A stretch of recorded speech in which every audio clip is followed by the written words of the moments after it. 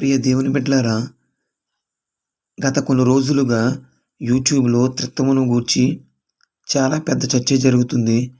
అసలా త్రిత్వము అసలు ఏది నమ్మాలి? ఏది కరెక్ట్? అనేది ఇప్పుడు మనం అడ్వైట్ గారి మాటల్లో, అలాగే పీటీ సుందర్రావు గారి మాటల్లో మనం చూసి అసలు త్రిత్వమును గూర్చి ఏది నిజమో, ఏది అసత్యమో మీరే గమనించండి. త్రిత్వము అంటే తండ్రి దేవుడు, కుమారుడు దేవుడు, పరిశుద్ధాత్ముడు దేవుడు. దేవుడు అనేవాడికి ఆది అంతము అనేది ఉండదు. మన క్రైస్తవులకు ఉన్నటువంటి ప్రత్యేకమైనటువంటి లక్షణం, దేవుడు త్రిత్వమై ఉన్నారు కాబట్టి వాళ్ళ మధ్యన సంభాషణ ఉన్నది. అందుకే మాట్లాడే మనుషుల్ని తయారు చేశారు. వాళ్ళ ముగ్గురు మధ్యన ప్రేమ ఉంది. అందుకే ప్రేమించే తత్వం కలిగినటువంటి మనుషుల్ని తయారు చేశారు. దేవుణ్ణి ఎవరైనా తయారు చేస్తే వాడు దేవుడు అవడు. దేవుడు అనే మాటకి నిర్వచనం ఇవ్వలేనటువంటి పనికి మాలిన ఎదవలు స్టేజ్ మీదకి వచ్చి మాట్లాడుతున్నారు. అందుకని నాకు కోపం వస్తూ ఉంది. దేవుడు అంటే సృష్టింపబడనటువంటి వాడు. దేవుడికి ఆది అంతము ఉండదు. యేసయ్య ఆల్ఫా ఒమేగా అని స్పష్టంగా ప్రకటన గ్రంథంలో ఉంటే, యేసయ్యని ఎవడో తయారు చేశాడని చెప్తే వాడిని చెప్పు తీసుకొని కొట్టాలా? వాడు క్రైస్తవుడు అని చెప్పుకున్నందుకు. క్రైస్తవత్వములో అది లేదు. యేసయ్య దేవుడు. ఇద్దరు ఉండాలి. ప్రేమ ఉండాలంటే ముగ్గురు ఉండాలి. ప్రేమించేవాడొకడు, ప్రేమించబడేవాడొకడు. వారిద్దరి మధ్యన ప్రేమను అందించే మాధ్యమం ఉండాలి. అందుకనే మన దేవుని గురించి యోహాను భక్తుడు రాస్తున్నాడు తాను రాసిన పత్రికలో, మన దేవుడు ప్రేమ అయి ఉన్నాడు. ప్రేమ అయి ఉన్నాడంటే ప్రేమించేవాడు ఆయనే, ప్రేమించబడేవాడు ఆయనే, ప్రేమను అందించే మాధ్యమం ఆయనే అని. మన దేవుడు త్రిత్వము అవ్వితే తప్పించి ఆ ప్రేమ అయి ఉండటం అనేది అసాధ్యం. మన దేవుడు త్రిత్వమై ఉన్నాడు కాబట్టి భయం వేసినప్పుడు మనతో ఉండేది యేసయ్య, మనలో ఉండేది పరిశుద్ధాత్ముడు, మన పైన ఉండేది తండ్రి. కాబట్టి ఆ ముగ్గురిని బట్టే మనకి ధైర్యం ఉంటుంది. మనం ప్రార్థన చేసేది తండ్రికి, ప్రార్థన చేయడానికి ఉపయోగించేది యేసయ్య నామం, ప్రార్థన చేయడానికి మాటలు అందించేది పరిశుద్ధాత్ముడు. ఇంతకంటే ఇంకేం కావాలండి? ఇంతకంటే ఈ మాత్రం 1వ క్లాస్ పాఠం కూడా తెలియని వాళ్ళని స్టేజ్కి ఎక్కించిన వాళ్ళని అనాలా? స్టేజ్కి ఎక్కించిన వాళ్ళని అనాలా? త్రిత్వాన్ని నమ్మనటువంటి వ్యక్తి క్రైస్తవుడు ఎలా అవుతాడు? త్రిత్వాన్ని నమ్మకపోతే నీకు రక్షణ లేదు. తండ్రి లేకపోతే కుమారుడు రాడు. కుమారుడు చచ్చిపోకపోతే నీకు రక్షణ లేదు. పరిశుద్ధాత్ముడు లేకపోతే నేను ఈ విధంగా మాట్లాడను. త్రిత్వం మనం నమ్మేది ఆ త్రిత్వ దేవుణ్ణి. త్రిత్వాన్ని నమ్మనటువంటి వాళ్ళు అబద్ధ బోధకులు. త్రిత్వాన్ని నమ్మనటువంటి వాళ్ళు మోసగాళ్ళు. త్రిత్వాన్ని నమ్మనటువంటి వాళ్ళు మేకతోలు కాదు, వాళ్ళు తోడేలు తోలు వేసుకున్నటువంటి వాళ్ళు. వాళ్ళు తోడేళ్ళు పైన తోలు వేసుకొని వచ్చారు అంతే. వాళ్ళు మబ్బి పెట్టడానికి వచ్చేవాళ్ళు. బైబిల్లో నిర్మాణం జరుగుతున్నట్టు మనం చూస్తున్నాం. ఈ నిర్మాణంలో ఒక విశేషమైన సంగతి మీరు 26వ వచనంలో చూస్తారు. సృష్టికర్త అంటున్నాడు, మన స్వరూపమందు మన పోలిక చొప్పున నరులను చేయడము. మన పోలిక చొప్పున, మన స్వరూపమందు మన పోలిక చొప్పున నరులను చేయడము అన్నాడు. మన అనే బహువచనం కూడా ప్రయోగిస్తున్నాడు. మన పోలిక చొప్పున అంటే దేవునికి కుటుంబం ఉందా అని మనకు అనిపిస్తుంది. ఇక్కడ దేవునికి కుటుంబం ఉందా? అక్కడ మనం అంటున్నాడు ఏంటి? సృష్టికర్త. ఒక చక్కటి విషయం మీరు ఆదికాండం 1వ అధ్యాయంలో గమనించండి. 1వ వచనంలో మరొకసారి మళ్ళా జ్ఞాపకం చేసుకుందాం. ఆది యందు దేవుడు వంశం, దేవుళ్ళ వంశం కనుక జాగ్రత్తగా వినాలి మీరు. ఇక్కడ త్రిత్వమా ఏకత్వం అనే దాని అభిప్రాయాలు ఉన్న నేటి ప్రపంచ పరిస్థితిని బట్టి ఈ సందర్భాన్ని నేను జ్ఞాపకం చేస్తున్నాను. ఇంతకీ త్రిత్వమా ఏకత్వమా? త్రియేక దేవుడు అని చాలామంది సింగిల్గా వాడుతున్నాడు ఆ పదాన్ని, ఏకవచనం ప్రయోగిస్తున్నారు. పరిశుద్ధాత్మ అనేదే జలముల పైన అల్లాడుతుంది. మిగిలిన 2వ వచనం, 3వ వచనం నుంచి 4వ వచనం నుంచి 5వ వచనం నుంచి 6వ వచనం వరకు సృష్టి కార్యక్రమం ముగించినంత వరకు తిరిగి దేవుని ఆత్మ అనే పదం ప్రయోగించబడలేదు. చూడండి, దేవుడు దేవుడు దేవుడు దేవుడు దేవుడు దేవుడు దేవుడు దేవుడు. అంటే ఇక్కడ మన అనగానే ఎవరా మన?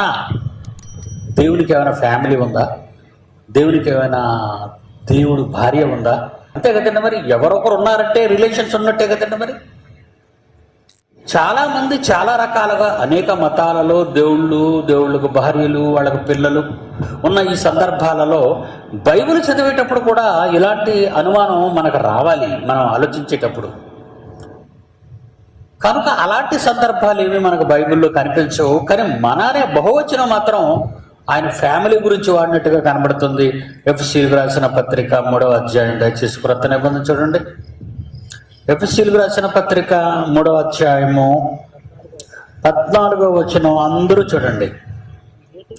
ఎక్కడ ఆదికాండం నుంచి మనం ఎఫెసీ పత్రిక వచ్చేసాం అంటే బైబిలు పై సరి అయిన అవగాహన మనకు కావాలంటే ప్రియులారా 66 పుస్తకాలలో అసలు ఏముందనేది మనకు ముందు రావాలండి. బైబిల్లో ఏదో పుస్తకం చదివేసి లేదా ఒక ప్రసంగం మనం నేర్చుకుని మాట్లాడినంత మాత్రాన సర్వసత్యం అనేది బయటకు రాదు. మీరు గమనించాలి. చిన్నప్పుడు బడిలో మాకు పాట ఉండేదండి. నేను చదువుకునే రోజులంటే 1957లో నేను ఇప్పుడు వీడన్నాడు వచ్చి, గురువు గారు ఏనుగు తాడులా ఉంది అన్నాడు. ఇంతకీ నలుగురు తడివింది ఏనుగునే. దేవుడి గురించి కొంచెం పక్కకు వెళ్ళిపోయారు. అందుకే బైబిల్ పరిశోధన అనే పదాన్ని నేను ఎందుకు పెట్టానంటండి, అపోస్తుల కార్యాలు, ఇది ఇలా ఉంచండి, అపోస్తుల కార్యాలు 17వ అధ్యాయం. పౌలు గారు విన్నవాళ్ళు ప్రసంగం చెబుతున్న వాని మాటలు అసలు లేఖనాలలో రాయబడినవి వీళ్ళు మాట్లాడుతున్నవి ఒకటేనా అని పరిశోధించారని రాయబడి చూడండి. అక్కడ పరిశోధన. బైబిల్ చదివితే అర్థం కాదు. బైబిల్ ఎవరు చెబితే వారు నోటికొచ్చినట్టు చెప్పకూడదు. ఒకవేళ ఎవరైనా చెబితే అలా ఉందో లేదో 1కి 10 సార్లు చూసిన తరువాతే దాన్ని ప్రజల మధ్యకు పంపించాలి. ప్రజలు కూడా వాడు చెప్పినవి అలా ఉన్నవా లేవా అని పరిశోధించాలి అనేది ప్రారంభ శతాబ్దంలోని యూరోప్లోని బెరయా దశలోని కంటే ఇప్పుడు గ్రీసు దేశానికి సంబంధించిన పట్టణాలు ఇవి. ఈరోజు భౌగోళికంగా గ్రీకు దేశానికి చెందిన ప్రాంతాలు 2. అక్కడున్న 1వ శతాబ్దంలో క్రైస్తవులు పౌలు శీల చెప్పిన సంగతులు అలా ఉన్నవో లేవో చెట్టాను. రీసెర్చ్ చేయాలి. బైబిల్ని చదివితే అర్థం కాదు, రీసెర్చ్ చేస్తే బైబిల్ అర్థం అవుతుంది అని. మీకు తెలుసు, కీర్తనల గ్రంథంలో 1వ అధ్యాయాన్ని ప్రారంభిస్తూ దాన్ని ఎలా చదవమన్నాడో మీరు ఆ కీర్తన గ్రంథం 1వ అధ్యాయంలో 2వ వచనం 3వ వచనం చూడండి ఎలా ఉందో. యెహోవా ధర్మశాస్త్రమునందు ఆనంద అంటే బాబు ముగ్గురు ఒకటనయ్యా నన్ను తగిలేసేవారు. వాళ్ళు చెప్పలేక, నేను అడిగిన ప్రశ్నలు చెప్పలేక వాడు ముగ్గురు ఒకటే బాబు వెళ్ళు మా బుర్రతనే కనేవారు. ముగ్గురు ఒకటే ఎలా అవుతారు ముగ్గురు ఒకటి అని అంటే అదంతే నీకు అర్థంగా తెలిపోయినవారు. దాని మీద పరిశోధన అవసరమైంది, అభ్యాసం అవసరమైంది. ఇంతకీ జ్యేష్ఠ కుమారుడు ఎవరు? అది బైబిల్లో మళ్ళా చక్కగా ఉంది. ఏమంటే బైబిల్లో జ్యేష్ఠ కుమారుడు ఎవరు? యేసుక్రీస్తు అయినప్పుడు పరిశుద్ధాత్మ దేవుడు ఎవరు? అతని తమ్ముడు. పరిశుద్ధాత్మ దేవుడు ఎవరంటే అతని తమ్ముడు. గలతీయులకు రాసిన పత్రిక 4వ అధ్యాయము 6వ వచనం దయచేసి బైబిల్ చూడండి. ఏమంటే చాలా మంది బైబిల్లో తప్పులు పట్టుకోవాలనుకుంటారు. మరి అలా తప్పులు పట్టుకోవాలనుకునే వాళ్ళు ఎవరైనా యుక్తిగా మీ దగ్గరికి వచ్చి మిమ్మల్ని దెబ్బ తీయడానికి ప్రయత్నించవచ్చు. అలాంటి వాళ్ళ మేలుకొలుపు కోసం మీకు ఈ విషయాన్ని, జ్ఞానాన్ని ఓపెన్ యూనివర్సిటీ ద్వారా మీకు చెప్పడం జరుగుతుంది. ఏమండి రైట్. గలతీ పత్రిక 4వ అధ్యాయం 6వ వచనం చూడండి. మీరు కుమారులై ఉన్నందున నాయన తండ్రి అని మొర్రపెట్టు తన కుమారుని ఆత్మను దేవుడు మన హృదయములో పంపెను. చూసారా, ఎక్కడ దొరికిందండి. ఇతని గురించి మనకు తెలియాలంటే ఎక్కడ దొరికింది పరిశోధించాలండి మనం జాగ్రత్తగా. ఏదో ఒక పుస్తకం పట్టుకొని ఆ పుస్తకంలో కొన్ని సంగతులు అనుకుంటే కుదరదండి. 66 పుస్తకాలలోని ఆ సారాన్ని మనం జాగ్రత్తగా పెట్టాలి. పిండితే అసలు తప్పులు అనేవి బైబిల్లో లేవండి.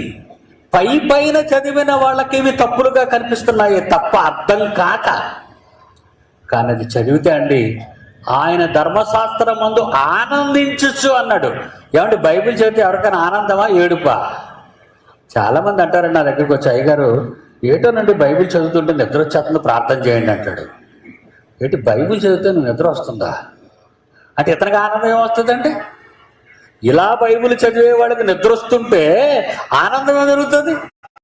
ఏం అనుకొని నిర్మించాడో ఇప్పుడు మీరు చదవాలి. దేనికి అసలు మట్టి బొమ్మను చేస్తున్నాడో 6వ దినాన్ని? చేతులిచ్చి, కళ్ళిచ్చి, చెవులిచ్చి ఇవన్నీ మనకు వచ్చాయి. దేనికి చేస్తున్నాడు ఈయన అని మీరు అనుకుంటే, ఆయన వాళ్ళలో తిరుగుతానంటున్నాడు. చూడండి, నేను వారిలో నివసించి వారిలో సంచరిస్తాను, నేను వారి దేవుడును, నేనే వాళ్ళకి చిన్న దేహాన్ని చేశాను. అయితే దేవుడు ఈ దేహాన్ని తనకు ఆలయంగా చేసుకున్నాడా? అవును. అయితే దేవుడు ఈ దేహాన్ని తనకు ఆలయంగా చేసుకున్నాడా? అవును. ఇప్పుడు బయట ఉండిపోయిన ఆయన ఎవరండి? యేసుప్రభు ఒక్కడు అనుకున్నారా? వీళ్ళిద్దరు ఎక్కడుంటే ఆయన ఎందుకు ఎక్కడ ఉంటాడు? ఎక్కడో. ఏమండి, పిల్లలకు పెళ్లిళ్ళు చేసేస్తాం, మిగతా ఊర్లో సెటిల్ అయిపోతారు. ఒకరు బొంబాయిలో ఉంటారు, మరి ఒకరు ఆస్ట్రేలియాలో ఉంటారు, ఒకరు గ్రేట్ బ్రిటన్లో ఉండొచ్చు, మరొకరేమో మరి జైపూర్లో ఉండొచ్చు, లేదంటే కాశ్మీర్లో ఉండొచ్చు. మనం ఏం చేస్తామండి? అప్పుడప్పుడు మా ఇంటి దగ్గర ఒక ఆయన ఉన్నారండి, పంతులు గారు. ఏంటి సార్ ఈ మధ్య మీరు కనిపించడం లేదంటే, మీకు తెలియదు ఏముంది సుందరరావు గారు, మా పెద్ద అబ్బాయి ఆస్ట్రేలియాలో ఉన్నాడు, నేను మా ఆవిడ అక్కడికి వెళ్ళాం, అక్కడ ఒక 4 రోజులు ఉన్నాం. మా చిన్నవాడు ఏమో ఇంగ్లాండ్లో ఉన్నాడు, అక్కడికి వెళ్ళాం, అక్కడ ఒక 4 రోజులు ఉన్నాం. మా పెద్దమ్మాయి ఏమో బెనారస్లో ఉంది, అక్కడికి వెళ్ళాం. అంటే ఉండలేరా? లేకపోతే ఉండలేరండి. పరలోకములో ఏ కుటుంబాన్ని బట్టి భూమి మీద కుటుంబాలను మీరు పిలువబడుతున్నారో ఆ కుటుంబాలని మీతో ఉండకుండా దేవుడు ఉండలేడటర్రా. ఏంటర్రా ఈ భాష? యోహాను సువార్త. ఇక యేసు ప్రభు వదిలేసి వెళ్తాను అట్టా మరి ఇటు మీరిద్దరే పోతారు, కానీ నేను అక్కడ ఒంటరిగా వదిలేయాలా నన్ను? నేను కూడా వచ్చేస్తాను నాన్న. యోహాను సువార్త 14వ అధ్యాయము 23వ వచనం చూడండి దేవుని పిల్లలారా. యోహాను సువార్త 14వ అధ్యాయం 23వ వచనం చూడండి. యేసు, ఒకడు నన్ను ప్రేమించిన ఎడల వాడు నా మాటలు వింటాడు, అయితే నా మాటల ప్రకారంగా జరిగిస్తారో అప్పుడు నా తండ్రి వాణ్ణి ప్రేమిస్తాడు. మేము నా తండ్రి ఎవరినైతే ప్రేమిస్తాడో ఆయన కుమారుడుగా నేను, మా తమ్ముడైన పరిశుద్ధాత్ముడు, మేము వాని యొద్దకు వచ్చి వాని యొద్ద నివాసము చేతుము.